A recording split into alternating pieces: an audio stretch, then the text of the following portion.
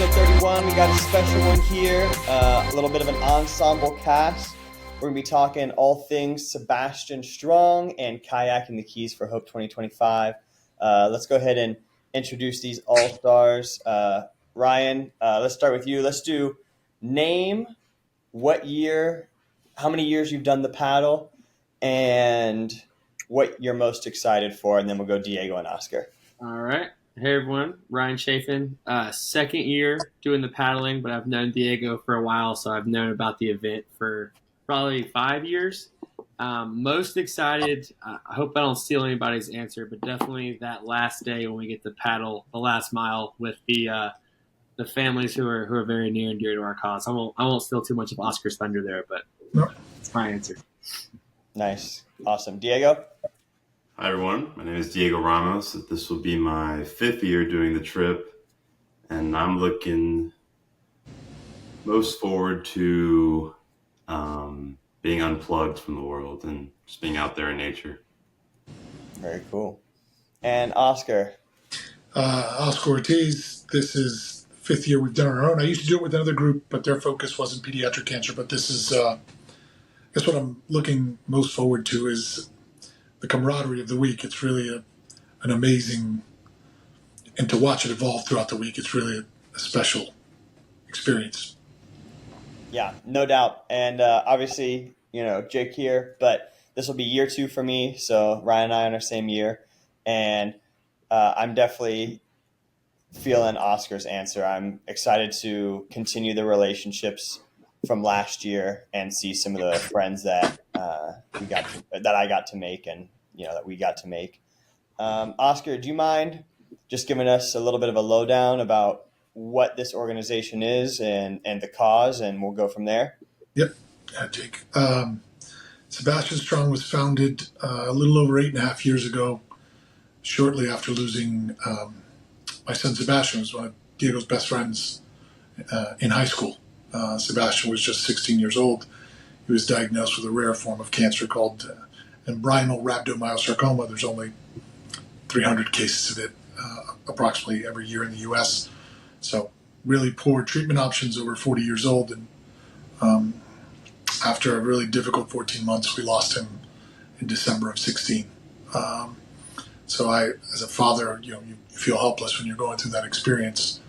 Felt like I needed to do something, and the foundation started really out of wanting to honor him. And here we are 8 years later, and we've had an impact of over $7 million, nearly $7 million in research, helped countless families, and really built a bit of a movement. In large part thanks to people like you who come in and help create more awareness and raise money so we can do the work we do. So I hate why I do what I do, but I'm incredibly grateful that I've been able to channel the feelings, the emotions, and the loss into something really positive. Yeah. Well, I'm so glad that you were able to do something about it. I mean, one of the things I've always wondered is how come you didn't just bury your head in the sand after said loss, and because it would be understandable if you did. So, but instead you choose to face it every single day with the families that you help. So, what was that spark, or what made you decide to do something? That yesterday was National Superhero Day. Superheroes, everyone believes they exist or don't exist. Real superheroes are, you want to see real superheroes, you go to Pediatric Oncology Ward. The way I watched my son handle a life-threatening disease, which ultimately took his life at that age, gives you perspective in terms of difficulty. Because we often, and not to say we don't go through difficult times,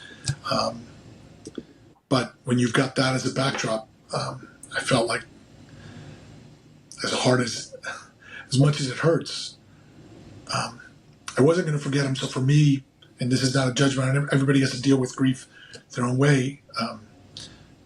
Pretending it didn't happen or continuing on in my life wasn't an option. I needed to try and do something. It started off with really just trying to honor Sebs in large part. we die not the day we stop breathing, we die the day that people stop speaking our name. So by virtue of that, I was going to keep him alive. But little by little, this continued to grow, and we have 6 doctors that sit on our scientific advisory board who help us decide where the money goes. It kept building because the need is there. It's desperately needed, and the message has resonated. So I owe it to Sebs to try to do better. Super fair answer. Diego, thinking about what Oscar just said, what does the paddle represent for you and for the organization?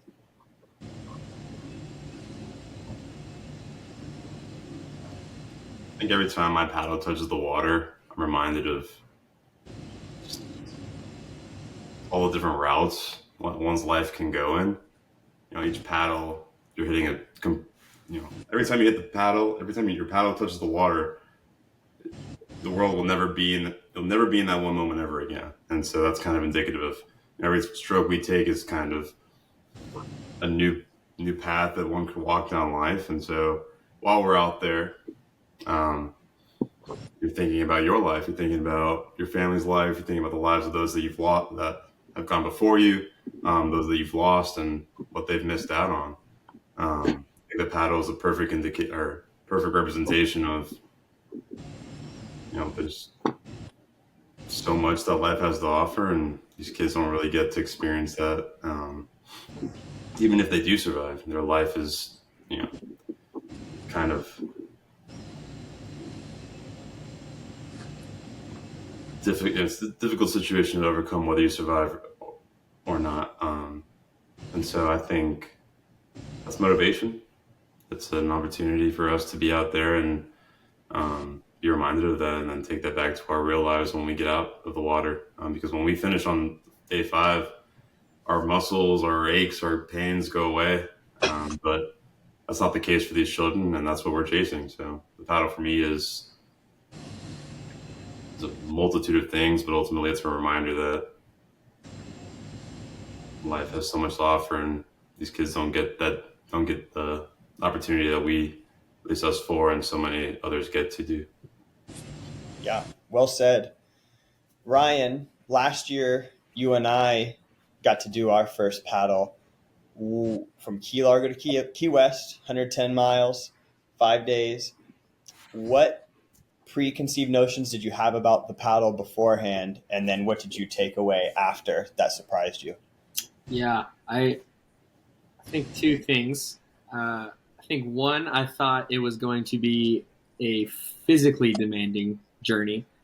And while it was, I don't think there's any way you can totally prepare for the mental journey until you're out there. And just having to get up for that 4th day at 5:30 and get back on the water for 8 hours and grind away. But at the same time,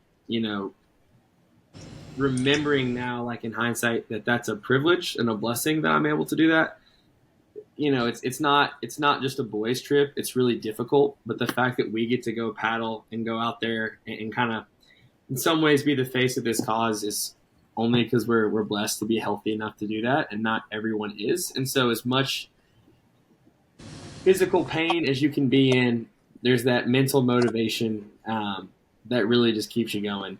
And I also expected it to be pretty lonely is not the right word, but maybe just kind of quiet. Like you're out there on the water by yourself. I don't really know what you're going to do. But Oscar and Diego hinted at that camaraderie that you build. Even when it's just seeing another guy, when I see Diego 30 yards ahead and I'm cursing him in my head for how strong he is, that's motivating me to go just a little bit faster. That relationship side was definitely my favorite part of the trip, but not something that I expected to really have along the way. Yeah, I can definitely agree with that. Oscar and I were talking just the other day when we were talking about getting this pod together.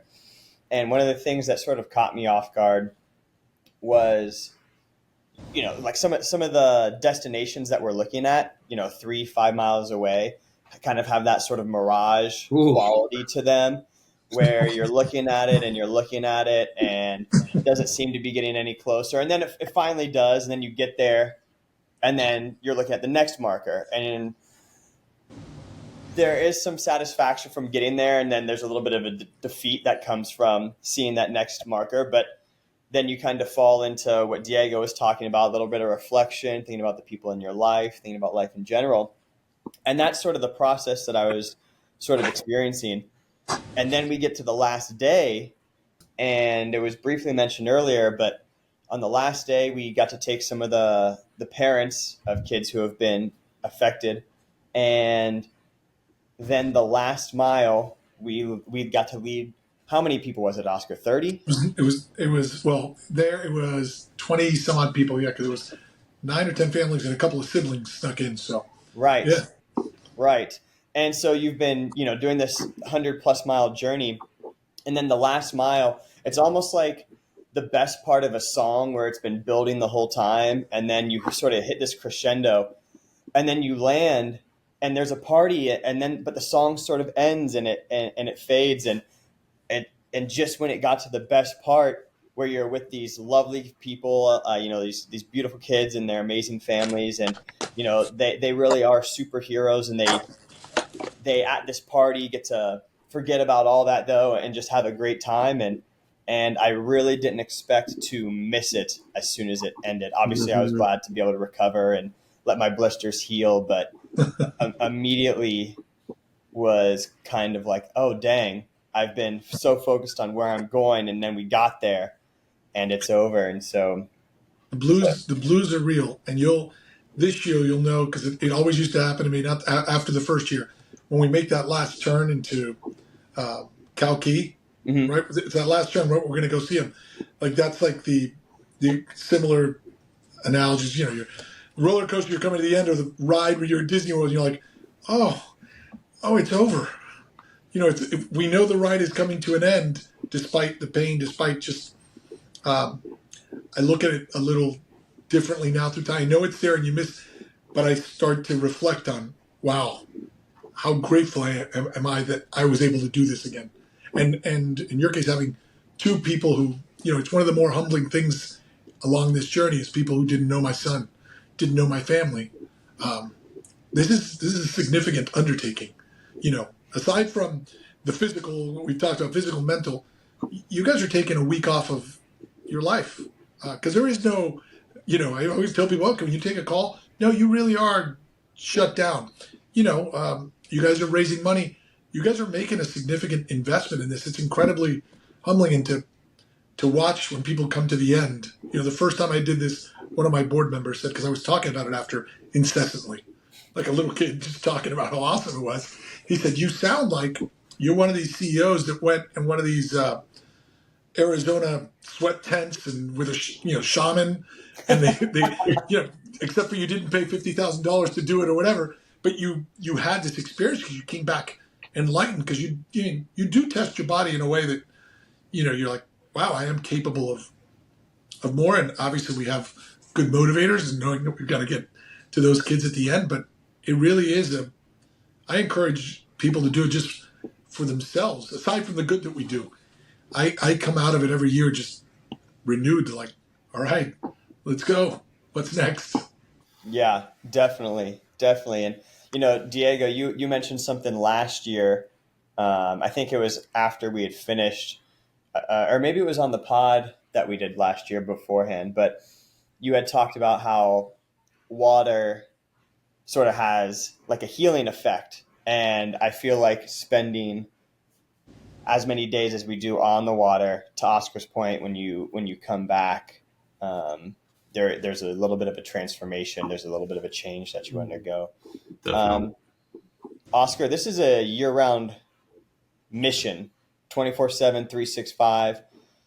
What is going on throughout the rest of the year, and then what sets the Kayaking the Keys for Hope apart from what's going on the rest of the year? I'm a professional fundraiser. My corporate life, I worked in corporate America for 25, almost 30 years in a sales capacity in some way, shape, or form. So now, as I joke, because I built a lot of relationships, so I will still attend some of the events I used to in the past. If people ask, what are you doing here? I said, for 30 years, I asked for money for things I didn't care that much about. Now I'm asking you for money again, but for something I care deeply about, and something that, childhood cancer is something that anyone can rally behind because there's such an injustice. So throughout the year, Jake, we've got a couple of other large events. Just this weekend, we had our Howl for Hope. We had dueling pianos. We have our gala in November. We do a run to the Keys. So there are a lot of events. There's a lot of planning that leads up to those events. People sometimes behind the scenes look at this stuff. Like even this, it's an army of people. We as the paddlers get so much. Oh, you guys are amazing. I'm like, we are nothing without the road crew. If those people aren't For sure. aren't taking care of us behind the scenes, so there's always so much to do. And then awareness. I do a little bit of speaking here and there, just but it's really talking to people and educating at all. I mean, it's evangelizing every day, letting people know that this is again an incredible injustice, and kids deserve better, and that we know that research works. We've seen what it's done with adult cancers. We see where we've come with other disease by investing in research. We get results. Why not for kids? And the answer is simply because not enough kids get cancer, so there isn't the investment from the public in it, and that from the private business, I should say, from pharma. That's not okay. So it's a lot of that, and with some of what's happening today, some of these cuts at the NIH, Right. which is the largest funder of pediatric cancer research, are going to cost lives. We've talked to our doctors. This is a serious setback to cancer research across the board, but particularly childhood cancer, because the private investment from biopharma and from pharma companies is not going to come because there's no money in it. So now more than ever, what we are doing is even more important, as hard as that is to believe. So thank you guys for being part of this. Yeah, of course. Yeah, that's a good point. The stakes are a little bit higher. What sets the paddle apart from what you do the rest of the year? The paddle is selfishly, it's a beautiful experience. I mean, I get to spend time with people I love without. I mean, it's very hard. It's a lot of work because people, you're like, well, I'm on the water all day, and people don't. But it's a lot of effort, but it's beautiful in that sense. And like I said when I started, this coming together of everybody, and now I've seen it already enough times. Like it's fun to watch it. Like new people, like you just see it. Like with you guys last year, it was your first year. I'm like, I'm gonna watch it happen. And by the end of the week, everybody's the comfort, the walls are down, all of that. And all of a sudden, it's this truly beautiful family that has come together, and hard work for everyone involved. The road crew's working; they're up early, they're late washing our clothes. It is work, but everyone is. It's rare that you find circumstances where everyone's pulling in the same direction without any deviation. I feel like when we're on this, it's what we're doing. Everyone is pulling in the same direction in a very beautiful way. And it doesn't hurt that we're in the middle of the ocean in the Florida Keys. I'm not, the backdrop is spectacular. So it is, and for us, the Keys have always been a special place to our family. We spent a lot of time there as a family and a lot of memories, and there's supposed to be more with Seb's. A few of my tattoos are Key West related, in large part because of the amazing memories that were made there with my family. So it's got a deeper meaning to me personally as well. Definitely. Diego, year 5 coming in hot. What do you get out of it year after year? You sort of talked about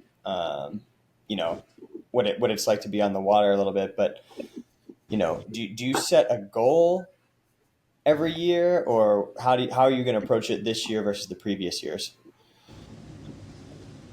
I think my biggest goal each year is to spread the mission a little more.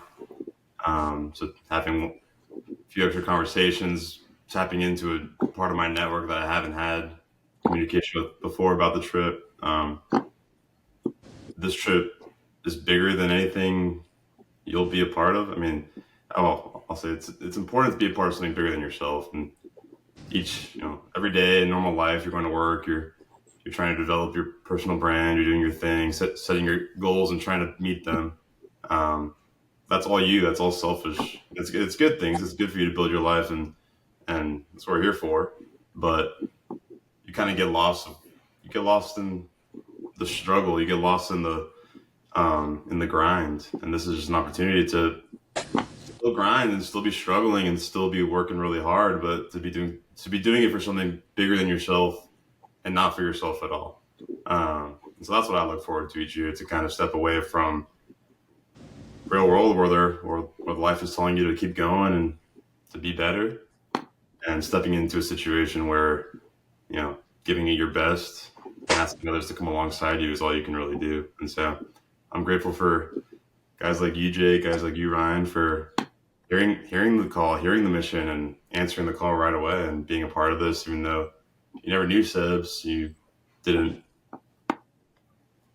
know his struggle, and you've heard it through stories, but that's powerful. And that's shown me what this mission is, and in a different lens. And so if we can continue to bring people like yourselves into a kayak, grab a paddle, and head south, and this, like Oscar says, there's power in research, and before we know it, it'll be funding projects that potentially can save more lives than we could count. So that's what I'm looking forward to.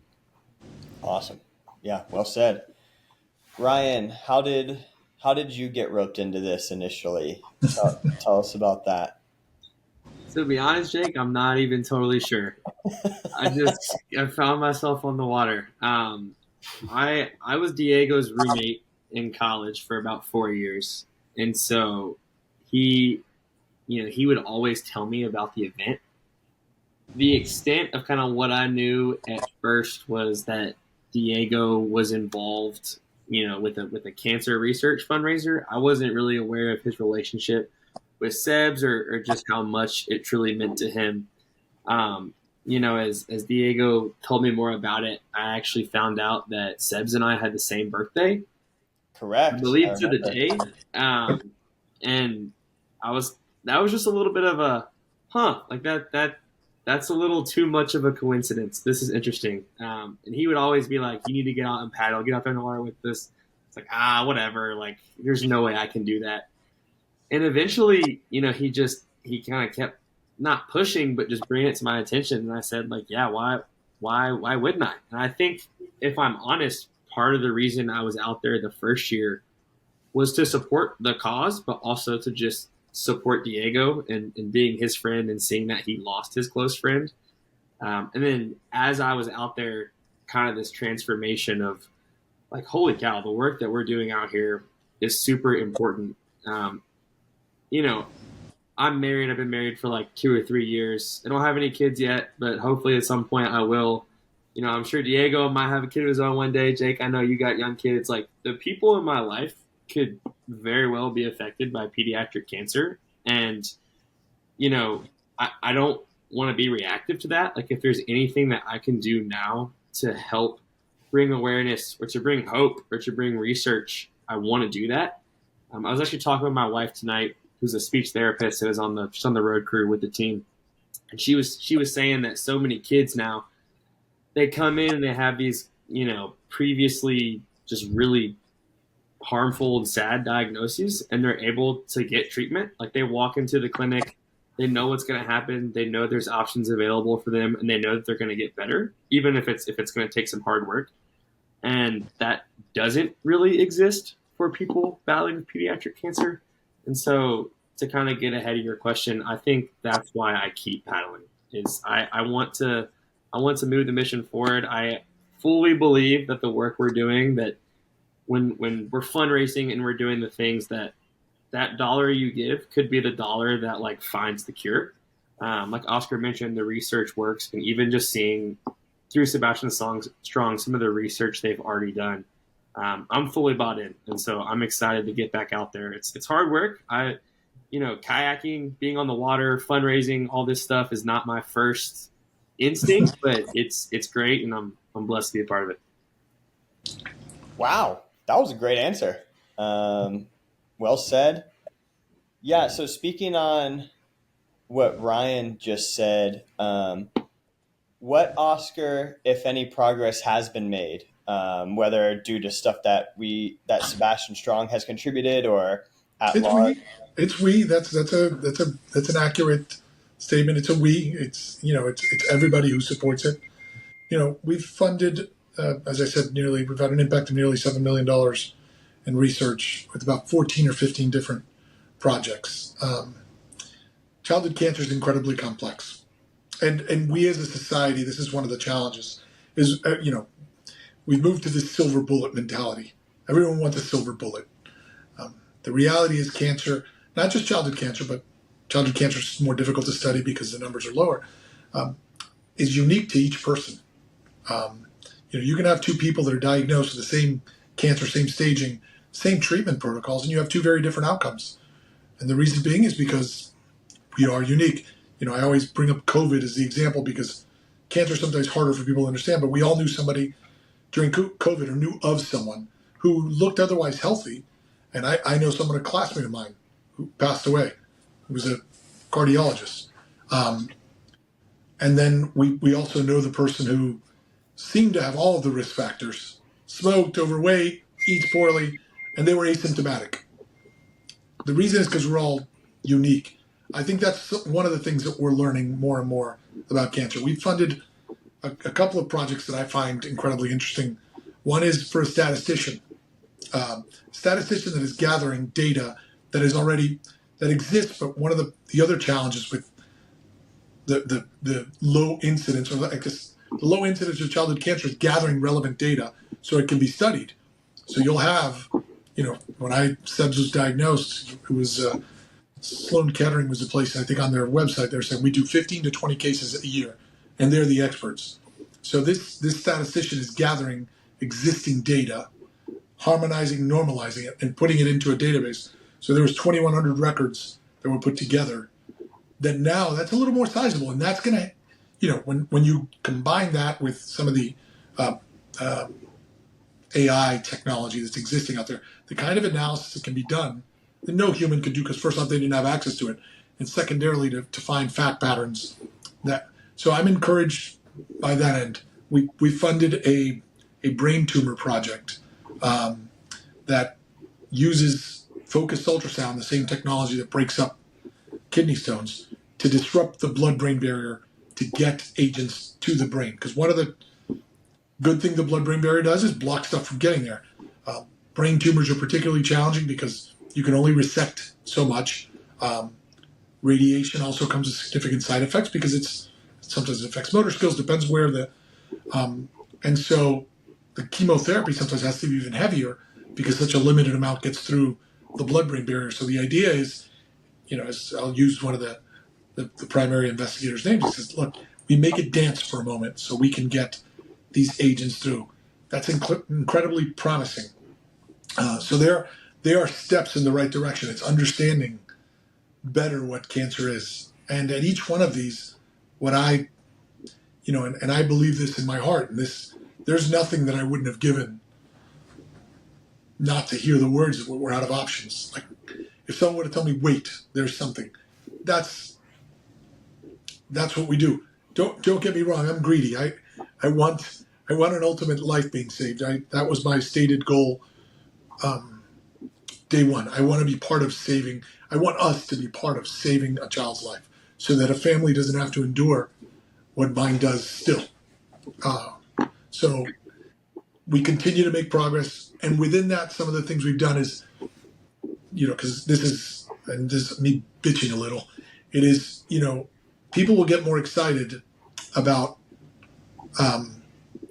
us doing an activity at the hospital, because we did something at the hospital. Someone gets excited, oh, you were at the hospital and you did an activity with a kid. I'm like, that's great, but what they really need is better research dollars. You didn't say anything about the $500,000 or $1 million we committed to this project. So it's educating the public about the importance of research, and also try to sprinkle in some of this stuff. We're bringing 12 or 13 families down this year. One is in treatment and unsure about their ability to join us. but it'll be 12 or 13 families. That's because someone gave us a grant specifically to do this. And what we've recognized, we need to do a little bit more of that so people see the beautiful moments, so that hopefully they fund the core part, which is what kids need more than anything is better treatments. All these things are nice add-ons, and they're nice to have. But if you ask any parent whose child is going through this, and it's why we focus on research, it's what I needed above all, what Seb's needed. It was better treatment options. Yep, 100%. I think one of the things that surprised me, I'm sure surprised you, and surprises everyone who learns about this, is just it was probably Diego. When Diego told me about the fact that you only had access to treatment that was 40 years old, I was like, 4 decades? That's crazy. And you think about technology 40 years ago and how different it is from today. Look at us. We're talking over. I mean, we're talking from 4 different locations throughout the country. This is like Jetsons. Like, I don't know, you guys are young, so you don't know the Jetsons. Yeah, I know the Jetsons. But it is, like stuff that you're like, this is never going to happen, and here we are. You're right. It's crazy. Yeah.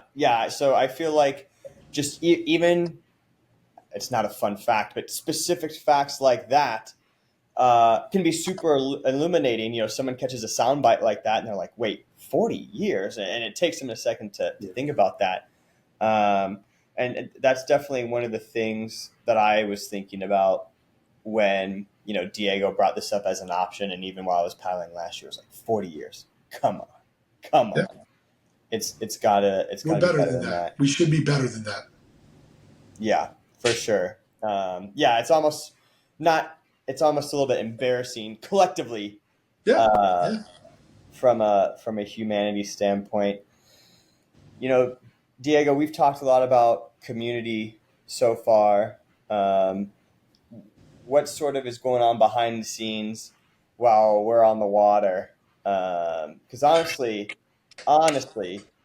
I felt a little bit bad last year because we had a 3-month-old at the time, and so Diego's now fiance and Ryan's wife have the unfortunate responsibility of washing my clothes, and I felt a little bit guilty about that. So how are we supported behind the scenes? What's going on there? Oh, Oscar alluded to it earlier. We have our road crew, and we have a team of just headstrong, battle-hungry, strong women, men, all of the such, just working behind the scenes, moving our luggage from location A to location B so that we're not having to head back to where we left off in the morning. Once we land in the evening, grab our stuff, head back to where we've landed and prepare for the next day. We kind of just land. We're received with smiles and hugs and cheers and just love. That's hard out there. I mean, we're out there in a group, but often it's an individual journey. You're out there in your own thoughts, and like Ryan said, it's a physical journey, but I'd agree with him. I think it's a mental battle while you're out there. You're thinking about anything and everything, and often it's not the most fun thoughts. So it's nice to be received with love, and definitely with clean clothes and cold drinks and warm food. So our road crew is definitely a major part of why we can do what we can do. Have the little bit of energy that we have left over the next day. It's credited to them, not having to run around and move cars and move luggage. So we're deeply grateful for them, and could not do it without them. And as the kayaking team grows, the road crew team has to grow as well. So whether you're someone who doesn't want to get in a kayak, there's always an option for you to be part of this journey. You just have to ask. You just have to show the will and the want to be a part of something bigger than yourself. So, and they fundraise as well. Like they're every bit they are part of the team. Yep. In every way, shape, or form. I equate it to the way the people from the outside perceive it is like somehow we're the rock stars, and they're the roadies who move everything over from place to place. Because I mean, it is a big undertaking. They're moving extra cars because some people are only paddling a couple of days, so moving stuff back and forth, taking food orders, you alluded to washing our clothes. That was embarrassing early on. Now I'm like, all right, look, it's worse if I wear the same thing again. So please wash it because Right. you're all going to face it. But it's cliche, but this really doesn't happen without them. Like this is, they're also working closely with our sponsors because along the way you have a lot of people who help us. Whether it be restaurants who are partnering with to give us a percentage of proceeds, hosting a party, the hotels that house us. When we get to Key West, all of these groups that provide experiences for the family. So it really is a community over the years that continues to be built upon, and it's beautiful to see everyone come together. It's that everyone kind of moving in the same direction. We don't see a lot of it because that's not what we're shown, but it is encouraging, despite all the things we see nowadays, on how divided we are, how different we are. I would say that week is one of those where there really is no divergent points of view. Everyone's kind of moving in the same direction and under duress. It's not all kumbaya. Like everyone's tired, in pain. Like we get there, we got to pick up kayaks, move them. They got to clean our smelly clothes. So it's amazing that despite all the physical and mental torture, everyone's still smiling. It really is. It's weird. It's like, when you explain it to people, because if you just explain what it feels like and what you did, you're like, why are you doing this? I'm like, I don't know. It just feels great. Like, I can't explain it. I'm tired. You're exhausted. I got to keep doing stuff. I got to do it the next day. I'm in pain. Everyone's like, we're getting up crazy early. There's no rest. Let's go. It's awesome. It's weird. I'm ready to get out there. Come on. Yeah, you're hyping me up right now. Diego, you had sort of mentioned sometimes working through some negative thoughts. I think it was the Wednesday. I was paddling with your brother, and I think is Wednesday 7 Mile Bridge Day. Yeah. Yeah, and we hadn't been talking for a little while, and he's like, Jake, we need to talk about something or I'm going to lose my flipping mind. I'm sure he didn't say flipping. No, I don't think so. That was Thursday that he lost his flipping mind. Right, which is great transition. Ryan, let's talk about maybe how we worked through some of the negative experiences or thoughts in our head. Yeah, Doug, Diego's aforementioned brother, and I definitely faced some adversity from the waves on that Thursday. To be honest, you just keep going because you have to, and eventually you get to the point where either that negative thought is just kind of null or numb, or you just don't listen to it anymore. I think there's the positives, right? Like we get to see the road crew, we get to see the kids, but sometimes it just sucks. I mean, it's a business trip. It's not a vacation, even though it's super fulfilling and super good. And to what Oscar mentioned earlier, there is that kind of sense of like you push your body and mind in ways that you didn't even think were possible. And so I think that's one of the things that helps me when I get out there and the negativity starts going. It's like, just do 20 more strokes and then do 20 more strokes and then do 20 more strokes. And by the end of it, you've done 25 miles. You're like, holy cow, like how did I just do that? I didn't know I was capable of that physically or mentally. So the next day when those thoughts come, it's a little bit easier. And then having the other paddlers is key. I could not do that by myself. Like sometimes you just got to look to the guy next to you or the guy on your boat and just be like, Jake's got a good attitude. He's having fun. Like, I kind of want to die right now, but I'm just going to keep the vibe and I'm going to keep paddling. And I hope you get through. Definitely. The on that same sort of thought train, the Tuesday, Oscar, you and I paddled together, and talking about the camaraderie. I think I met you that Sunday.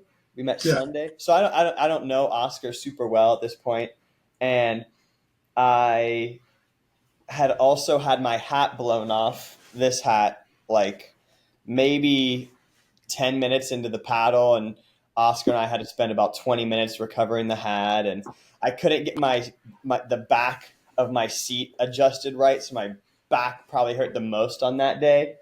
And we've got about a mile left, and Oscar's got this awesome speaker, and keeping the vibes going strong. He'd been playing some tunes throughout the day. He asked me what song I would like to hear, and so as we paddled in with the road crew cheering us on, I could see him on the beach. I got to listen to the song of my choice, and I think Tuesday's the longest day. Monday, but Tuesday's short. Like it's not. It's like 25 to 26. The next day's like 24. Gotcha. So both long days. Both long days, and just with the constant low back, that was probably the toughest day for me. But with the road crew cheering and Oscar, playing DJ back there, that was one of those moments where, it doesn't matter. Like you come home and you've had a bad day at work and your kid is there and you're like, oh, screw the rest of the day. This is awesome. That was that moment. Oscar's playing my jams, the road crew's cheering. And so it really only takes one moment to just make it all worth it.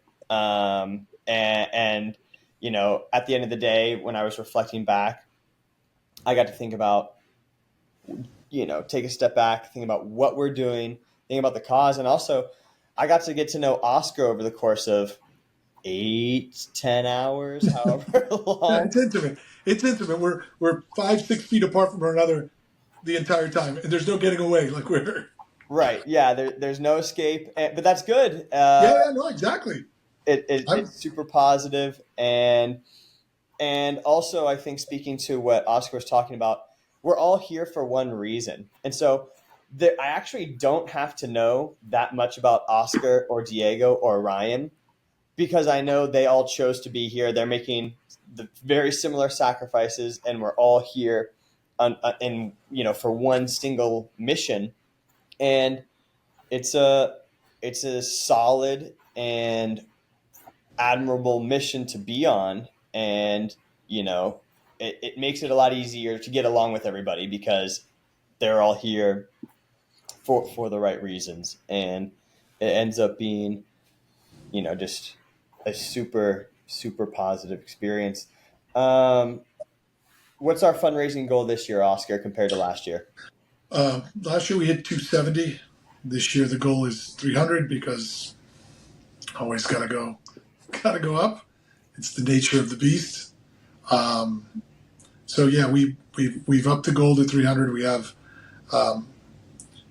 almost the same exact crew. We've got a couple of new paddlers, but I like to keep uniformity. It's nice to have the familiarity. We can bring new people in, but this year, even though someone will say, how often do you kayak? It doesn't matter. You guys did 100. Like, there's very few people in the world that can say they've gone on the kind of adventure you have. And by virtue of that, you've developed experience and confidence that is unmatched. Like, for average people, you're like, all right, stuff happens. And we went through a couple of bumps in the road. We all made it. It's not easy. So that's helpful because the first year that I did it with Diego and two others, the weather was, without exaggeration, 20 to 40 mile an hour winds every day. Thankfully, more at our back. Sometimes it was crosswind. But it was scary. And then, the day we take off, you look at the size of Diego. He wasn't that much. He's got a little bigger, but it's not like he was a little guy 5 years ago. His mom, Robin, says, this is no lie. Take care of my baby. And I'm like, dude, that's not what I need to hear. I brought him along to save me. Now I'm worried. So, because you are, there is, as fun and we had a wonderful time. And you are at the mercy of, because sometimes people don't realize the ocean is not forgiving. If something goes wrong, you are at the mercy of Mother Nature, and it is awesome both in the really cool way and in the scary way. And the one other thing I wanted to add is we do have some pretty cool stops on the way down, because we're talking about the difficulty, absolutely, but I know there's mental spots where I'm like, oh, we're gonna get to be there. And this year you guys know them. Last year you had to trust me. Right. That's so true. Yeah, it's it is nice to know what is coming this year. To your point, though, some of those spots, I feel like I'm like in a Pirates of the Caribbean movie, Mm. just chilling on the beach, Yeah. with maybe 2 feet deep water, just relax, and even if it's just for 20 minutes, um, In the it's middle of the ocean. In the middle of the ocean, you just pull over, It's incredible. get a bite to eat, have a beer, and you're like, I'm sitting in the middle of the ocean. Hmm. Yeah, I mean, it seems fake. yeah, it does seem fake. It definitely seems fake. So goal 300,000 this year. Do we have a couple new paddlers? You said the team's mostly the same. Yeah, we have a couple new paddlers. One who did the 160, the prior version with the Alex Mihar is a good friend, an artist, so he's coming back. And then the other is Daniela Diaz, which, along Yes. with Diego, was one of Sebastian's best friends. They went to school from they were 4 years old. And Daniela, like Diego, and I'll be patronizing here whether he likes it or not, just people who are mature well beyond their years at a young age, just um, sage, and a depth of caring that isn't, again, mature beyond their years. So I selfishly am really happy that they're both going to be part of this. I feel more of Sebastian's presence. Ryan knows Ryan's going to turn 25 2 days before we launch. That's when Sebastian would be turning 25. So having her is adding, I think, a little more specialness to it. If I know that's not a word, but I'm going to go with it. Yeah, sounded good. It made sense. Well, cool. I'm excited to get to know her. Is she going to do all five? She can't do all five because it's just interesting. She, after Seb's passed and during that time, she chose to go into nursing. Like she felt like, all right, when I go to college, I want to be a nurse. So she's gotten her bachelor's in nursing and got a job and working. And now she's applying for a master's program. And that, I think, Thursday morning is the interview for the master's program. It's a highly competitive program.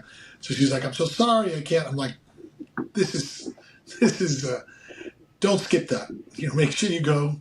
We'll get you next year. But she's going to paddle with us a couple of days, and then maybe come down on the last day. We're working that out, but paddle with us a couple of days and that'll be nice. Totally. I know we have a hard stop here in 10 minutes. I wanted to make sure I hear from each of you just a little bit more. Diego, what are you thinking about in terms of like the progress that has been made year after year? What do you think about in terms of like the end game? Are you doing this until there's a cure, or are you doing this, until you die, whatever happens first? Is that your mindset? Because you're kind of a hardcore dude, so I'm curious.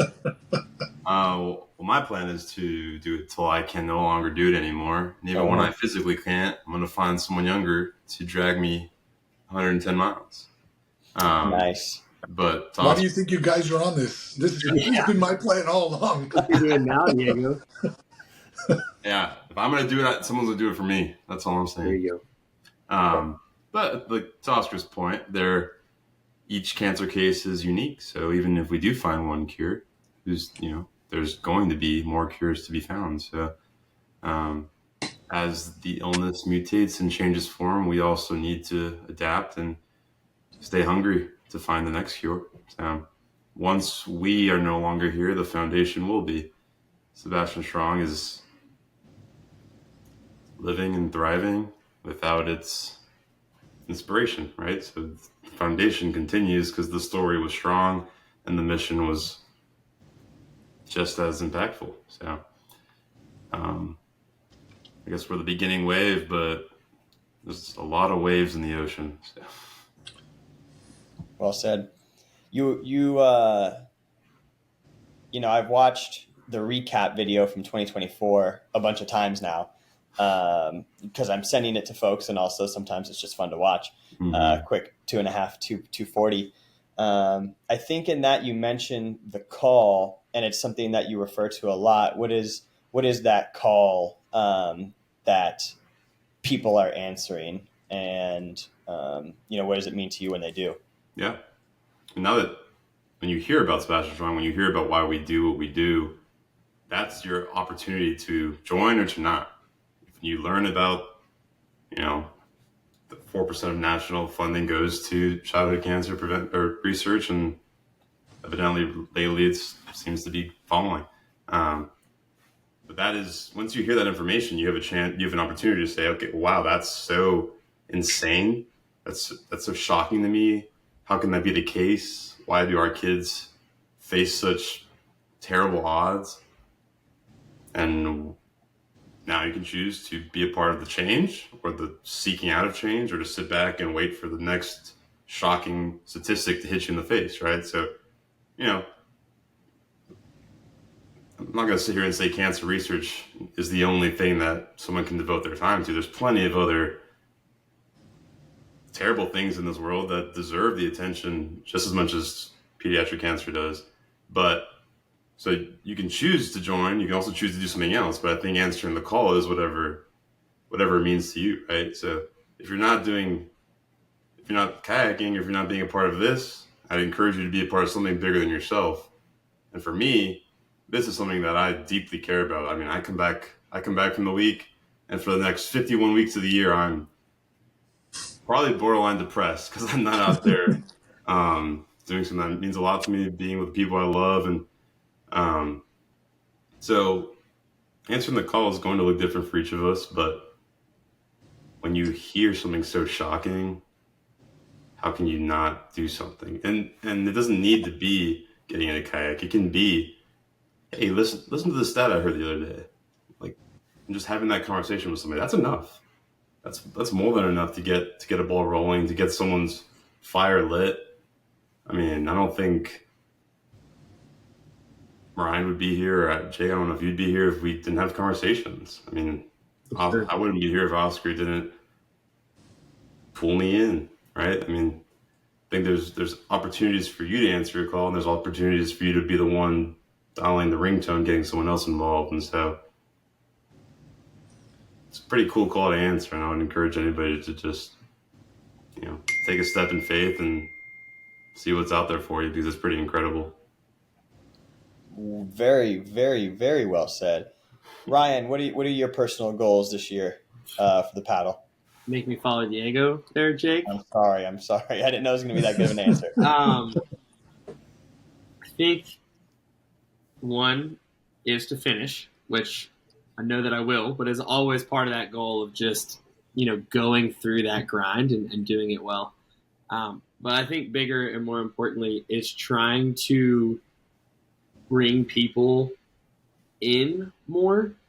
I think one of the things that's really frustrating in a good way is it's really difficult to convey to people like the magnitude of the experience and the magnitude of what we're doing. It's like, oh great, like I'll give some money, and that's super important and super good, but also like inviting them into this transformative community that's trying to bring hope to these people who don't have it, is super cool. And so I've started being kind of like mini Diego, and I've been telling people like, oh, like I can't paddle, like I can't take a week off of work. I'm like, sweet, like come down on Friday and like hang out with us in the Keys and like see what it's all about. And I'm telling them in about April this year, so it's probably not going to happen like my first year with Diego, but just planting those seeds of like, hey, like come and see, come be a part of this. So I think my goal is just to try to continue to do that. I'm going to try to do a little more calling on the water, kind of let people see as much as I can what is actually going on, because I don't want to just hoard it all for myself. Nice, super, super respectable goals. I'm actually on the same boat as you. I'm trying to up the waterproof case I had last year worked and kept my phone dry, but I like the one Oscar had where maybe you couldn't necessarily make calls, but it was a lot easier to use the screen. Yeah. Because I had mine in like that weird little bag thing. You could kind of get it to work, it's but tough.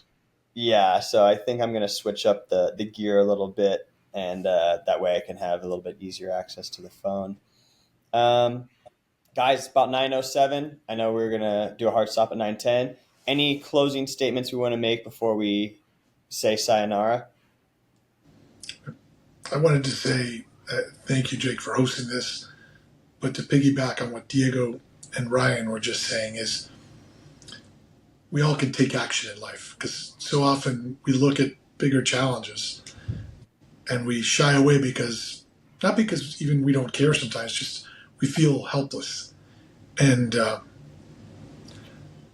that's a choice. And I'm not saying we can't feel scared at times, but how we respond to adversity, how we respond to fear and challenges, that's completely on us.